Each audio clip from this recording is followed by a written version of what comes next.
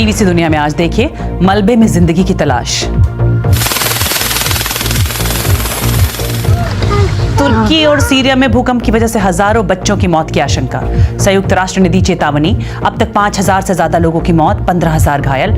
मलबे के ढेर से लोगों को बचाने की कोशिश कर रहे हैं राहत और बचाव कर्मी। मदद के लिए कई देशों ने तुर्की और सीरिया में भेजी अपनी टीमें। भारत ने भी भेजी अपनी डिजास्टर रिस्पांस फोर्स के 1,000 से ज्यादा जवानों की टीम। खराब मौसम और प्रतिबंधों की वजह से सीरिया में मदद पहुंचने में लग रही है देर।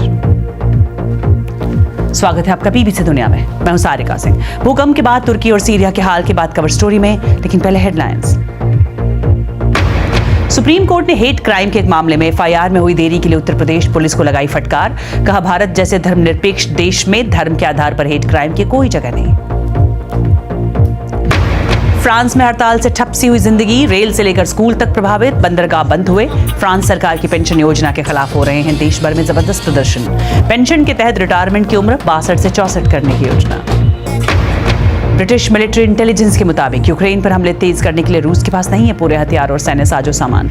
रूस ने कहा था वो जनवरी से ही यूक्रेन पर हमले तेज करेगा। इनमें से कुछ अहम खबरों की चर्चा आज बीबीसी दुनिया में।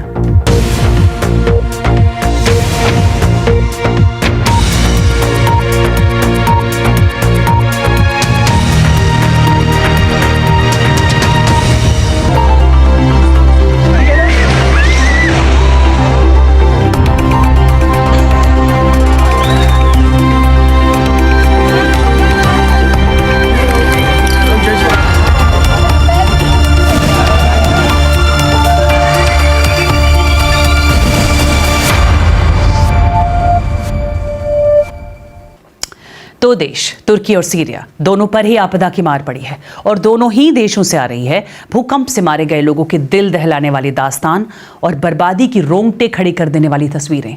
दोनों ही देशों को मदद पहुंचाने में दुनिया के कई देश जुटे हैं, लेकिन आपदा के बाद राहत पहुंचाने में कुदरत अब भी आड़े आ रही है।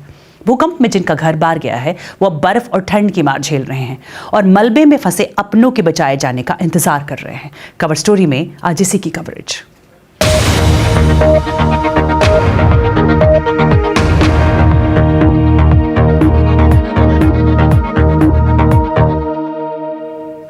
लगभग 5,000 की मौत, हजारों घायल। अब तक 8,000 को बचाया गया और हजारों अब भी मलबे में दबे हुए हैं और उन्हें बचाने की जद्दोजहद में जुटे लगभग भारत समेत 65 देश।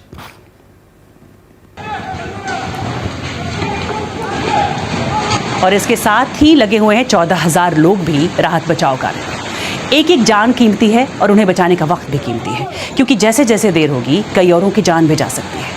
संयुक्त राष्ट्र ने कहा है कि मलबे में दबे लोगों में से ज्यादातर बच्चे हैं। तुर्की और सीरिया के कई इलाकों में सोमवार को भूकंप के जबरदस्त झटकों के बाद कई आफ्टर शॉक्स भी महसूस किए गए और अभी उन लोगों का कोई आंकड़ा नहीं है जो भूकंप के बाद से लापता हैं, जिनके मलबे में दबे होने की आशंका अभी भी जताई जा रही है। मुश्किल अभी और बढ़ सकती है, क्योंकि वर्ल्ड हेल्थ ऑर्गेनाइजेशन ने चेतावनी दी है कि तुर्की और सीरिया में भूकंप की वजह से मरने वालों की संख्या आने वाले दिनों में 8 गुना तक बढ़ सकती है। इस बीच मलबे में से एक फुटबॉलर को भी निकाल कर बचाया गया। घाना के रहने वाले एत्सु तुर्की के एक क्लब के लिए खेलते हैं, उन्हें बचाया गया। और दिन की रोशनी में राहत और बचाव कर्मी तेजी से काम कर रहे हैं और स्थानीय लोगों के साथ मिलकर मलबे में दबे लोगों की तलाश में जुटे हैं। भूकंप की वजह से कई इमारतें गिरी हैं और बड़ी संख्या में लोगों को रात आसमान तले खुले में बितानी पड़ी है। देखिए बीबीसी संवाददाता मरियम मुशीरी की ये रिपोर्ट। समय बहुत कम है और कई जानें बचाना है। सीरिया के civil defence group White Helmets ने अहमद को सुरक्षित बाहर निकाल लिया। उनका कहना है कि अलेप्पो के उत्तर में अहमद के परिवार का घर भूकंप की वजह से पूरी तरह तबाह हो गया है। सीरिया जंग की वजह से पहले से बदहाल है। यहाँ लाखों लोग शरणार्थी बनकर रह गए हैं। अहमद उन्हीं में से एक है।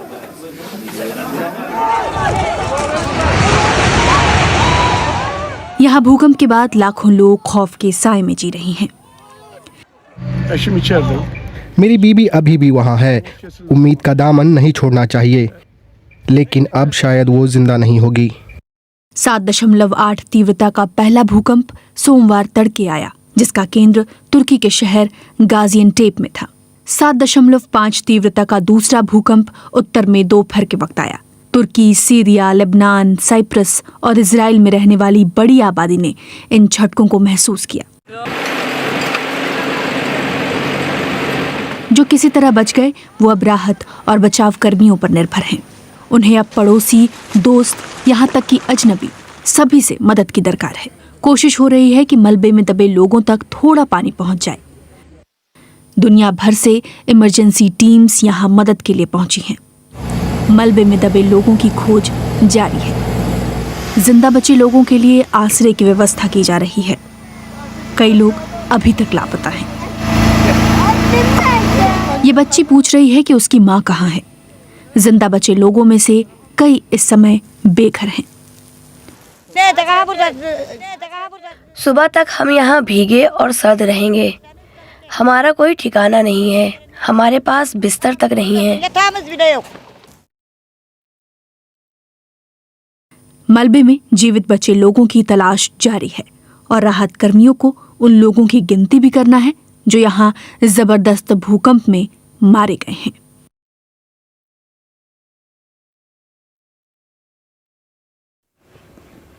भूकंप प्रभावित इलाकों के लिए अंतर्राष्ट्रीय मदद पहुंचनी शुरू हो गई है। जर्मनी की टीमें उन डॉग्स के साथ पहुंची हैं जो मलबे में दबे लोगों को ढूंढने में माहिर हैं। उन्हें गाजियनटेप के आसपास तैनात किया गया है जो भूकंप का केंद्र था। वहीं भारत ने भी अपनी डिजास्टर रिस्पांस फोर्स के 1000 से अधिक जवानों को तुर्की भेजा है। साथ ही मेडिकल और मानवीय मदद भी भेजी है। इधर कतर बेघर हुए लोगों के लिए टेंट्स और फील्ड में बनाए जाने वाले हॉस्पिटल्स का इंतजाम कर रहा है। लेकिन प्रतिबंधों की वजह से सीरिया तक इतनी मदद नहीं पहुंच पा रही है जितनी तुर्की तक पहुंच रही है। हालांकि उसके कुछ सहयोगी जैसे कि ईरान और इराक ने वहां मदद भेजी है। रूसी रक्षा मंत्रालय का कहना है कि उनके सैनिक राहत और बचाव कार्य में सीरिया की सरकार की मदद कर रहे हैं। और संयुक्त राष्ट्र का कहना है कि उत्तर पश्चिमी सीरिया में भूकंप से बुरी तरह क्षतिग्रस्त हुई सड़कों और कुछ अन्य वजहों से मदद पहुंचाने में दिक्कतें आ रही हैं। रिफ्यूजी इंटरनेशनल के हार्डिंग लेंग का ये कहना है। सीरिया में हालात, खास तौर पर उत्तर पश्चिमी हिस्से में हालात बहुत खराब है। यहाँ 10 साल चली जंग ने बुनियादी ढांचा तबाह कर दिया था, जिससे आम लोगों की हालत बड़ी खराब हुई। उत्तर पश्चिम सीरिया में 40 लाख से अधिक लोग ऐसे हैं जिन्हें पहले से ही मानवीय मदद की जरूरत थी। लाखों लोग विस्थापित हुए थे जो तंबुओं में रह रहे थे। वहाँ मदद का सिर्फ एक जरिया रहा है और वो है संयुक्त राष्ट्र। लेकिन इस साल संयुक्त राष्ट्र ने भी सीरिया के लिए पहले से कम आर्थिक मदद की अपील की थी और यही वो लोग हैं जिन पर भूकंप की सबसे अधिक मार पड़ी है। सीरियाई सरकार के नियंत्रण वाले इलाकों में भी भूकंप से जान माल का काफी नुकसान हुआ है। वहाँ मदद की अधिक जरूरत होगी। वैसे सीरियाई सरकार का मानवीय मदद के मामले में रिकॉर्ड खराब रहा है। उत्तर पश्चिम सीरिया में व्हाइट हेलमेट्स जैसे समूह काम कर रहे हैं। संकट की इस घड़ी में वहां के लोगों के लिए व्हाइट हेलमेट्स जैसे ग्रुप ही मदद के लिए पहली उम्मीद है। और तुर्की और सीरिया दोनों ही देशों के सुदूरी इलाकों में मदद पहुंचाना बहुत मुश्किल हो रहा है। भूकंप के कारण वहां कई सड़कें टूट चुकी हैं। भारी बारिश और बर्फ ने दिक्कतें बढ़ा दी हैं। इस पर और जानकारी दे रहे हैं बीबीसी के मिडिल ईस्ट संवाददाता टॉम बेटमैन। ये है अडान और सर्द तूफान ने इस पूरे इलाके में मुश्किलें बढ़ा दी हैं, जिसका मतलब है कि राहत और बचाव दलों के लिए काम करना और भी ज्यादा मुश्किल हो रहा है। इससे उन लोगों की जान के लिए खतरा बढ़ता जा रहा है जिन्हें मदद की फौरन जरूरत है।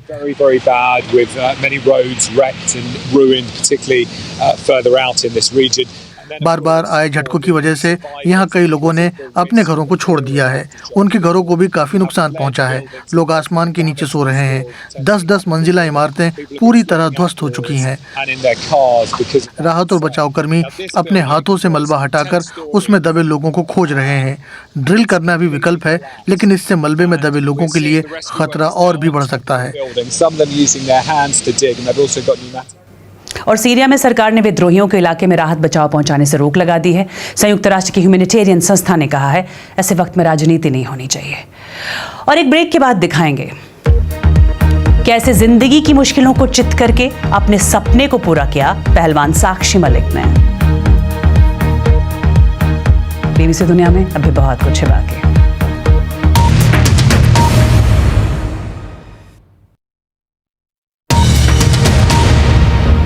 आप देख रहे हैं बीबीसी दुनिया, मैं हूं सारिका सिंह। पाकिस्तान में आज पूर्व राष्ट्रपति परवेज मुशर्रफ के शव को कराची में दफनाया गया। रविवार को उनका निधन हो गया था। कराची से बीबीसी संवाददाता शुमाइला खान इस पर और जानकारी दे रही हैं।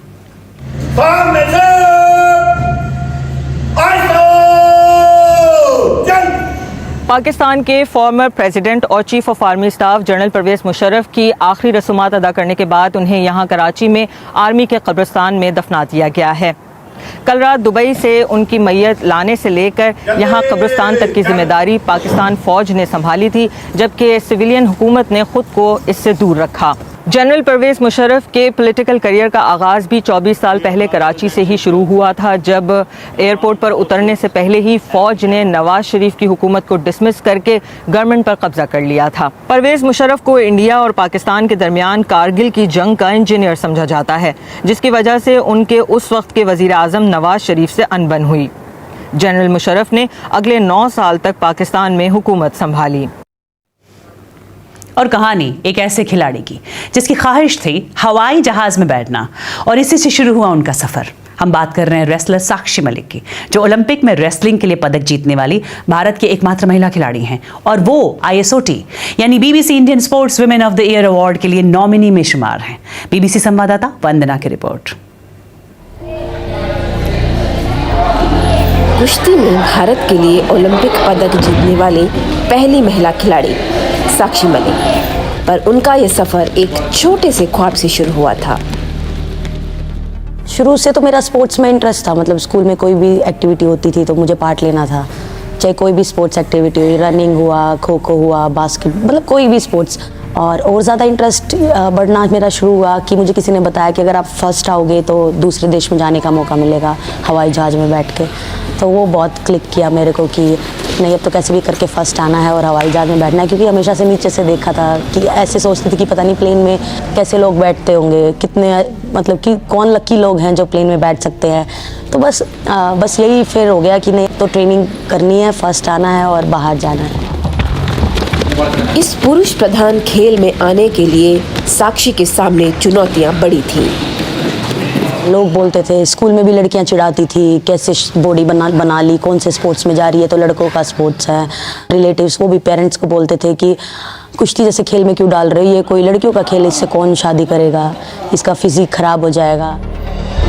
साक्षी तो डॉक्टरेट करना चाहती थी, लेकिन फिर 2016 में मिल गया ओलंपिक पदक। हालांकि 2018 से 2022 तक उन्हें लगातार हार का सामना करना पड़ा। मैं अपने वेट में नंबर 1 रही, और फिर क्या हुआ कि सडन में इंडिया में ही ट्रायल्स हार गई, तो वो मेरे लिए काफ़ी लो पॉइंट था। और फिर एकदम से लॉकडाउन लग गया, तो वो काफ़ी टफ टाइम था कि क्योंकि एकदम से बिल्कुल नंबर 1 रहना और फिर इंडिया टीम में भी सेलेक्ट नहीं होना, तो ये बहुत बड़ी बात थी। मन से बात ही नहीं निकलती थी कि ऐसी क्या कमी हो गई कि मैं हार गई। और लॉकडाउन में भी मैंने ट्रेनिंग मिस नहीं की, हमेशा अपना मतलब कंटिन्यू करना कि नहीं, मुझे वापस जीतना है, वापस इंडिया टीम में जगह बनानी है। बीच में फिर साइकोलॉजिस्ट से भी बात की, सेशंस लिए, क्योंकि बहुत ज़्यादा मैं लो फील करने लगी थी, मतलब मन नहीं लगता था किसी चीज़ में। बस ये था कि क्या हो गया, कि कुश्ती मेरे हाथ से क्यों छूट रही है। 2022 में कॉमनवेल्थ में गोल्ड जीतकर साक्षी ने जबरदस्त वापसी की। साक्षी मानती है कि शादी लड़कियों के करियर में रुकावट नहीं बननी चाहिए। अपने जरिए समाज में आए बदलाव पर उन्हें गर्व है। पेरेंट्स आते हैं, पूछते हैं कि हम अपनी बेटी को ऐसा क्या खिलाएं वो आप जैसी बन जाए, ऐसा क्या करें कि वो आप जैसी बन जाए, और बिल्कुल रेसलिंग में खुद छोड़ के जाते हैं कि हम भी अपनी लड़कियों को रेसलिंग कराएंगे। तो मेरे लिए बहुत जैसे ये प्राउड की बात है कि मैंने कितने जने पेरेंट्स कितनी सोच बदली है कि लड़कियां भी कुश्ती कर सकती हैं। मेरे जरिए किसी की मैंने सोच बदली, जो अपनी लड़कियों को बाहर तक भी नहीं छोड़ सकते थे या अकेला कहीं जाने भी नहीं देना चाहते थे, वो अभी रेसलिंग में छोड़ रहे हैं, तो काफ़ी अच्छा लगता है। साक्षी चाहती है कि किसी दिन दुनिया उनके संघर्ष की कहानी फिल्मी पर्दे पर देखे। कैंजुल मुनीर के साथ वंदना, बीबीसी न्यूज़, रोहतक। और BBC sports women of the year के लिए साक्षी मलिक के अलावा 4 और दावेदार हैं, जो हैं weight lifter Mirabai Channu, Vinesh Phogat, PV Sindhu और निखत जरीन। और ब्रेक के बाद अपनी राह खुद बनाती कुछ महिलाओं की कहानी। ये कहानी एक ब्रेक के बाद।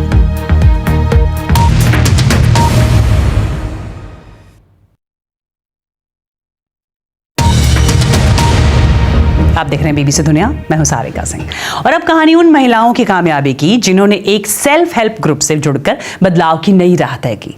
तमिलनाडु के कांचीपुरम के एक गांव की इन महिलाओं ने दूध बेचकर अपने शराबी पतियों के कर्ज चुकाए, साथ ही खुद को आर्थिक तौर पर मजबूत भी बनाया।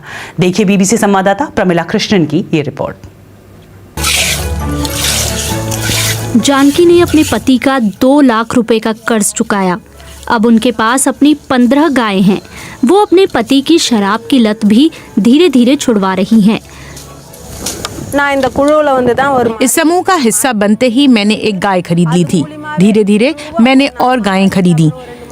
आज मेरे पास 15 गायें हैं। मेरी कमाई उन्हीं से होती है। मेरे पति 24 घंटे शराब के नशे में रहा करते थे। स्वयं सहायता समूह के जरिए ही मुझे लोन और दूसरी आर्थिक मदद मिली। मैंने अपने 3 बच्चों को पढ़ाया और अपनी बड़ी बेटी की शादी की। कुन्नथूर गांव की महिलाएं शराब के खिलाफ लड़ती रही हैं।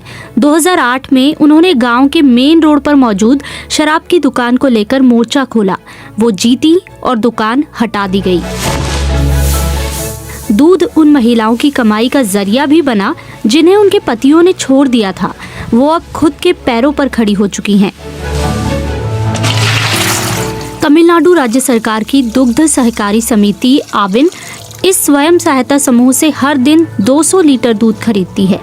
दूध बेचने से इन महिलाओं की महीने में कुल मिलाकर करीब 4 लाख रुपए की कमाई हो जाती है। वो दूध से मिठाइयाँ भी बनाती हैं जो शादी जैसे समारोहों में इस्तेमाल होती हैं।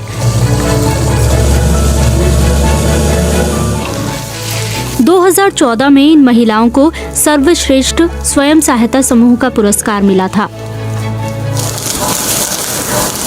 कोविड लॉकडाउन के वक्त सारे कारोबार ठप हो गए थे, लेकिन तब भी हमारी महिलाएं महीने में 25,000 रुपए कमा रही थी। जब वो कोई दूसरा व्यवसाय करने में सक्षम नहीं थी तो हमने दूध का व्यवसाय शुरू किया और इससे उन्हें स्थिर आय में मदद मिल रही है।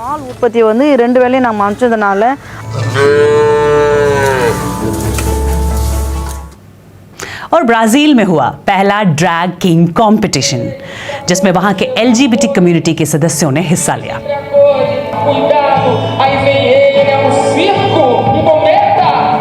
और इसमें उन्होंने परफॉर्म भी किया। और आप मुझे ट्वीट कर सकते हैं @BBC सारिका पर। BBC दुनिया में फिलहाल इतना है।